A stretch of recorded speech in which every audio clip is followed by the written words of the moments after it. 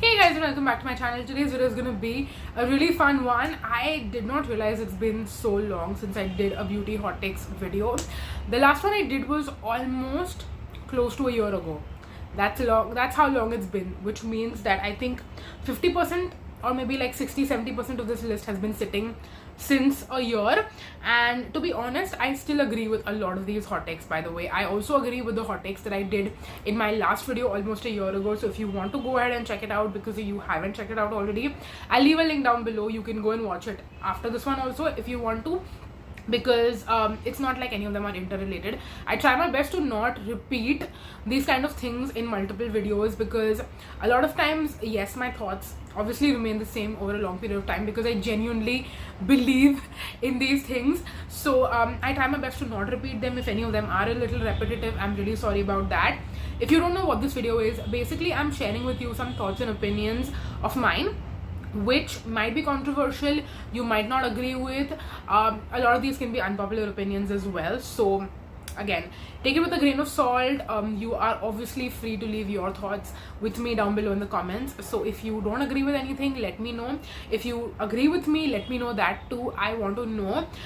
We practice democracy here as long as it is not positive, but it's not offensive to anyone. Like, you can't tell me I'm stupid and have me agree with that, but if you disagree with me on anything, then let me know. But yeah, anyways, without any further ado, let's jump into it and let's get started. Okay, the first beauty hot take, and this is something I feel like most of you will agree with me but will have a different opinion on it, so I'll tell you what it is. Zara dupes are not as good as the real thing.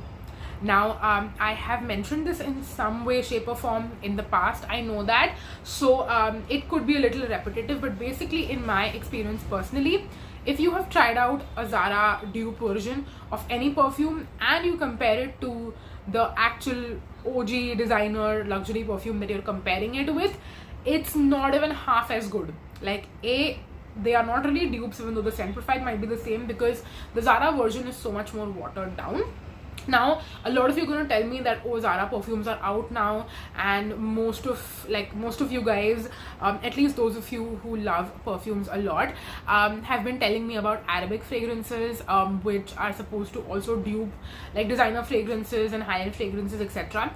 Now, I have to be completely honest with you, I have not got into it too much, and at the same time, I don't want to get into blind buying. Now, Arabic fragrances here in India are not easily available where you can go to a store and buy it. That might be the case internationally, I'm not sure, but at least here in India, it would kind of be like blind buying, and I don't want to blind buy perfumes, because even sometimes with high-end fragrances, they smell a certain way initially, then they change. I'm very overly critical of my perfumes and like my perfume shopping right now in general, and it has been this way for I think about a year or so, I want to say. So that is totally okay, and I would love for you guys to tell me which Arabic fragrances you own and what they smell like, what the scent profile is like, and I might consider checking them out, but I would definitely want to buy decants first, or like be able to sample them before I actually end up buying them, if I do end up liking them eventually. So there is that, but you're always specifically talking about Zara perfumes, and I don't think I would buy another Zara fragrance like ever, basically, because they are so much, I mean, they were trendy at a point, and I feel like everyone was buying them and saying, oh, it's a dupe for this, it's a dupe for this, it's a dupe for this. No, it's not. It's just not. Okay, so that was the first one. Moving on to my second hot take, and this is, it is better to have fewer lipsticks in your collection, them to be really great formulas and really great shades that you love, versus having a lot of lipsticks with not as great formulas. Now, the reason I added this is because I feel like for the past year or two, we've been seeing lipstick swatches online from different creators. I feel like there are certain creators who have literally created their page just all about swatching lipsticks, and while that can be really great, especially if you are going online looking for a specific shade which will suit you, will flatter you, and I feel like a lot of people even come to me and watch my shots, and that's why I've been doing lipstick swatch shots on my page, just for people to see shades. Now, apart from the shade, I also feel like a lipstick formula is very important. If the formula is really great and you find a shade in that range that you like, amazing. If you find a shade that you love but the formula is not as great, I am almost a little torn, because yes, I might buy it and I might use it for a couple of uses when I really want that specific shade. But once that is done, how often am I going to reach for that lipstick again and again, and am I going to actually use up the entire lipstick and potentially repurchase it, or maybe even not repurchase it, it's fine, but am I going to actually use up that lipstick completely if I don't like the formula at all? If it's uncomfortable, if it's very dry, if it looks like chalky and patchy on my lips, if it's not opaque, am I going to really like that formula? And I feel like a lot of more affordable lipsticks which have been swatched, which are mentioned, oh, this is such an amazing lipstick and it's just 200 rupees. Is the formula really good on those lipstick? If it is, then there is absolutely no harm in buying it.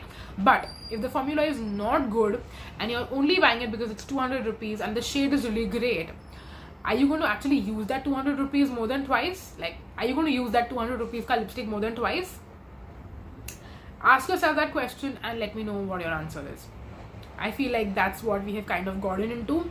Even with the Love Earth liquid lipsticks, I feel like I was really into it because we would get like that entire like set of 9-10 various different shades. I can try it on for you, but the more that I have been wearing those, I have realized that I can maybe wear it 1 or 2 days, but it's not something I would wear every day, because eventually my lips would dry out and I don't even have dry lips. There are various other formulas which are so much more better. Yes, they are a little bit more expensive, but again, if you buy a full size Love Earth lipstick, it's the MRP is around 800 bucks. When you get it at offer, it's around 400-500 rupees. That's the same as a Plum liquid lipstick or a Miss Claire liquid lipstick or even Nykaa liquid lipstick, which the formulas are so much better on those as compared to Love Earth. So the only reason I'm buying the Love Earth ones is because they have a more varied shade range, and I might like some of the shades, yes, but am I going to constantly keep wearing them?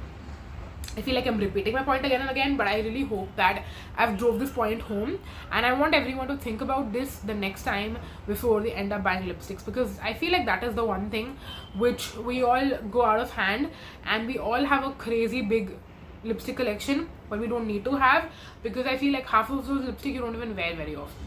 So why do you have them? I don't know. Okay, moving on to my third hot take, and this is again something which I don't know the numbers behind this, so I cannot like prove it to you, but I think that if a brand is doing sales very often, then it either means that they're not doing well as a brand, so they're trying to clear out all the stock that they have, or they already have a lower price but they have doubled the price of that product, and then they're doing sales all the time so that they're still making profit, but they're selling more because of the sales tactic. Now, I don't want to name names, but you guys know brands that do sales very often, like Foxtail, for example. I feel like Pilgrim also I've been noticing is doing quite a lot of sales, but I've not been observing Pilgrim for a very long time. I know Dot & Key does it not very often, but at the same time they always have like the 2 for 6.99, 2 for 99, 9.99, that kind of sale going on like all the time. Dr. Shades was doing their sales very often last year, almost every month. So in general, I feel like a lot of brands are doing sales very often because they know that that's how they can get more people to shop from their brand, and that too on a regular basis. However, what I do want to know is that, are these brands, how do I say, overcharging and then doing sales, or is it that they're not doing well and they have to clear out whatever stock they have that they've already produced, because it's skincare, right? Eventually it's going to expire within a year or two, so they cannot have that stock sitting and lying around for a very long time. And most of the time when I see brands and like when I receive the product, I look at the expiry, I look at the manufacturing date, and I see, okay, this is a relatively new product, it was not manufactured a very long time ago. So if that is the case, then I'm assuming that brands are overcharging. They are charging double for their products and then doing a buy one get one or a buy two get two or whatever offer is going on at that time, basically to drive sales for them and to get more people to buy it, thinking that they're actually getting it at a cheaper price, but the actual price of the product is lower as well. So that's kind of having me tone up a little bit, I want to say, but let me know what you think about that. Moving on. My fourth hot take, and this is something I feel a lot of people agree with me on this, at least at this point. If I would have said this a year or two ago, I think many people would have disagreed, but now I think a lot of people might agree with me, might not, I'm not sure. But fragrance free skincare is way better than products with fragrance. Now, keeping skin sensitivity aside, I feel like the reason for this is also because when you are using multiple products in your skincare routine with fragrance, it can kind of overpower each other, and we're using so much perfume as well these days as compared to what we were doing earlier. So you will also kind of get nose blind to everything if there is so much overstimulation of fragrance that is going around. I feel like fragrance free skincare is just so much more simple. The focus of the product is solely performance.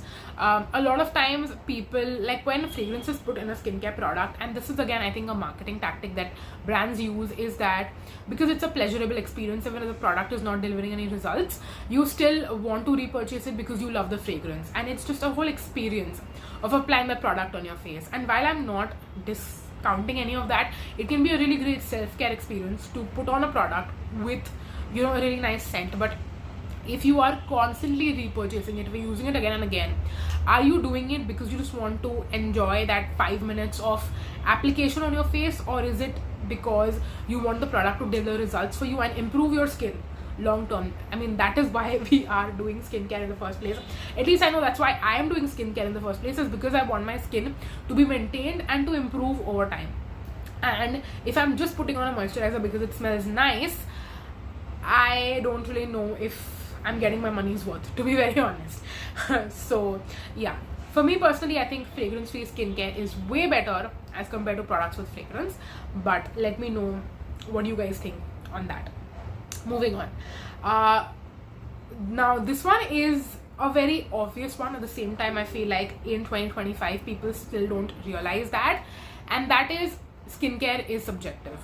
Not everything is going to work for everyone, and not everything is going to work for everyone in the same way, shape or form, basically. So something that might work for me really great might not work for you. Something that might give me results might not give you results. And with the past like decade almost, I want to say, of creating content online, and not me creating content online, I've not been around for a decade, maybe like about 7 to 8 years now. Yeah, I think 7 plus years. But even prior to that, when I was watching content online, I feel like we relied so heavily on skincare influencers and people reviewing products to tell us if a product is good or not. But actually, if you think about it, skincare is so subjective that something that I might like, you might not like. Even if you generally like all my reviews and you feel like all the products that work for me work for you, there is always still that 1% chance that something that I use you might not like, and something that I love you might not love. And I think the more that I have done this and the more I've shared skincare reviews here online, I've realized that that is just how the way it is. And sometimes even I question why I do what I do anymore, because now that I've realized that, I know that that's the reason why I started this channel, is because I wanted to share my reviews online with people as to what my experiences are with certain beauty products. And with time, I think we all have to realize that we all have our own skincare journey. If you want to try out something, you have to spend the money, you have to try it out, and it might work for you, it might not work for you, because again, skincare is subjective. So yeah. Okay, I had to quit filming the other day after filming those 5 hot takes, but we still have 5 more hot takes to discuss, and I'm filming this a couple of days later. Okay, so our 6th pointer is, and this is something that can A, get me a lot of flack, and also B, in the future if I end up doing something like this, then I will totally understand if you guys don't trust me. But I'm gonna still say it because as of today, I do feel this is true. And that is, sponsored reviews are not trustworthy. And I am saying this as someone, because I'm a content creator myself, I should be supporting my fellow colleagues. But at the same time, I have seen one too many reviews of you know, like, it could be on Instagram, it could be on YouTube, but I have seen, I don't think it's as much on YouTube, I feel like it's more on Instagram, to be very honest, but I have seen content creators and reviewers who I personally love and I think share very genuine thoughts and reviews on everything, but I've seen their sponsored posts and their sponsored reviews, and I still feel like there is something about that specific video where everything looks very like, I mean, it just looks too perfect. It looks too you know, like, I want to say choreographed or like scripted, but it just doesn't seem genuine to me. Now, it could be completely the brand's fault and not the creator's fault, but at the same time, I feel like the creator should say that, okay, this is looking very scripted. I don't think my audience is going to believe this. I think they're going to feel like I'm giving, you know, a fake review. So let me just do it in an authentic way. And again, I have never been approached by any brand to do anything sponsored. So maybe when it comes to me doing a sponsored review, it might end up being the same way that I am saying I don't want it to look like this.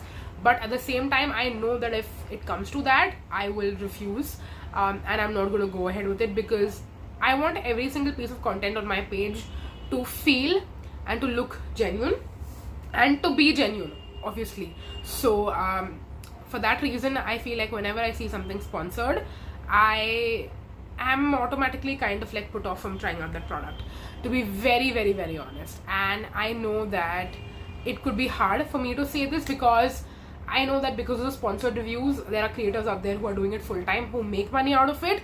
And contrary to popular belief, I don't actually make any money out of content creation. I have a full-time job that makes me enough money that I don't need to depend on YouTube for any source of earning. Of course, would it be great to make money off of YouTube? 100%. But at this point of time, I am not a full-time content creator. I don't do this full-time, and I don't make any money off of yours. So I don't really care, but that's just how I feel, and I wanted to, you know, share that very authentically and honestly with you guys. Moving on to our 17th point. Now, there are also way too many videos that I have seen on skincare routines, beauty routines, self-care routines, glow-up routines, and God knows what not. And I just feel like none of that is actually realistic. Like, I think these videos get a ton of views, and I think that's why there are more and more creators who are doing these videos. But at the same time, what I want to know is, do you actually have enough time in the middle of the week or even on the weekend to just do your entire glow up routine or your beauty routine from A to Z? I don't think that's possible, because for me personally, I try to kind of split it up in the entire week. Like, say one day I shave, one day I paint my nails, another day I don't really do face masks and stuff, so I'm not going to include that. But usually I try to find small pockets of time throughout the week to kind of do all these things, and I don't think it's actually possible to do everything on one day and have enough time dedicated on that one day to do everything. I also feel like a lot of the steps in that specific routine might be unnecessary. Yes, they can be relaxing, yes, they can be enjoyable for you, and if that is the case, then you do you. I think it depends and differs for all of us, but at the same time, I don't find these videos to be realistic at all. And honestly, I don't watch such videos because they do put me off a lot, and they just feel more like documented to like share an aesthetic which is not real. So I'm not a big fan of those at all. Then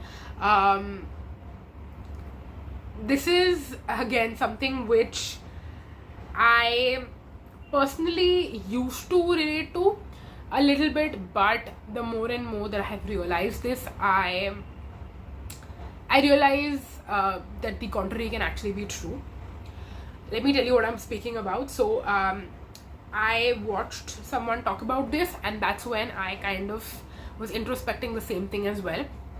And I think shopping can be more enjoyable as retail therapy, but there are very few instances where things that you buy are actually useful to you.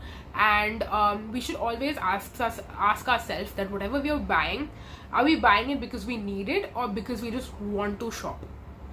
Now, for me, more often than not, earlier I used to just enjoy shopping, enjoy buying things, enjoy trying out things, and that's the reason why I was shopping in the first place. It's not like the things I was actually buying were all useful to me or I needed all of those things. Now, the reverse, I would say, is true.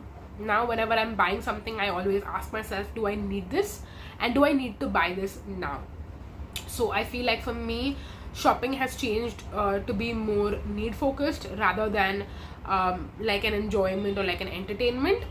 But I think that's how it should be, at least for me personally, because that way we can use our finances smartly. I also feel like when you buy things just for retail therapy, you end up accumulating a lot of clutter in your life that is absolutely not necessary. And if you have enough space to store all that, then great, but if you don't, then just avoid doing it and adding more clutter to your life.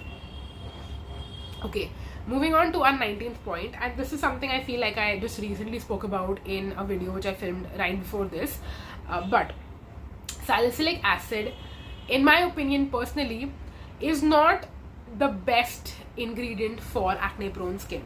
I feel like, as someone who has been struggling with acne and with breakouts for basically my entire adolescent life, like ever since I hit puberty, I have been breaking out, and in recent years my breakouts have been way lesser as compared to what it was earlier. And whenever I used salicylic acid to help with it, it was like a momental, like it would fix it in the moment, I feel like, a little bit. But at the same time, once I kind of dealt with the breakouts, it didn't really feel like something that I could use long term to, you know, keep my skin at bay. I don't feel like using salicylic acid regularly necessarily helped with my breakouts or helped me get out of my, like, you know, acne prone skin phase. I think what really actually helped was retinol more than salicylic acid. So that is why I feel like if you have acne prone skin and people are recommending salicylic acid to you, use it and see if it works for you. But if you take a break from it, is your skin going to go back to breaking out, or is it just going to be, you know, like salicylic acid is just a band-aid basically, in my opinion personally, if you have acne prone skin. So it's not this amazing miracle ingredient that people tout it to be. However, my next point is actually, I feel like, more appropriate in terms of you know, our earlier point as well. So if you are someone who's struggling with large pores, or even if you are someone who's breaking out, I feel like the one ingredient which is extremely underrated and no one talks about how helpful this ingredient is when it comes to pore care, and I'm speaking about glycolic acid. I would personally recommend you to use it in a toner form so that you can use your other skincare you know, products and ingredients. Like, basically don't include it as a serum step, because then you can use your retinol serum or salicylic acid serum or whatever other serum you're using. Use AHA in a toner form instead, and with regular use you would actually notice an improvement in the appearance of your pores, how clogged your pores are, your blackheads, whiteheads, everything related to pore care can be solved by using glycolic acid. And again, this is just my personal experience, and people might agree with me, might not agree with me, that's totally fine, but that's just how I feel. And with that, I'm completing all the hot takes for this video. I really hope that you guys enjoyed, and I hope that you found something insightful, to be honest, in this video. I know a lot of these things, you might agree with me, you might not agree with me, that's totally fine, but I would urge you to at least give it a shot, give it a try. Think about these things and let me know what you think down below. Do you agree with me? Do you disagree with me? And if you disagree with me, that's completely fine. Just keep it respectful, okay? Don't result into name calling. Don't get offended by anything that I said. These are just my personal thoughts and opinions, and we are all free to leave our thoughts and opinions on the internet in a respectful way which does not insult anyone else. It's just as simple as that. So yes, with that, I'm going to end this video. Thank you so much for watching, you guys, and I'm gonna see you in my next one very soon, hopefully. Until then, thank you so much for watching this video. Thank you so much for subscribing, for all those of you who have subscribed, and if you haven't subscribed, then please go ahead and subscribe. It would mean the absolute world to me. And thank you so much for supporting my channel and for helping me grow. And with that, I'm going to end this video. Once again, thank you so much for watching, and I'm going to see you in my next one. Until then, bye. Bye bye.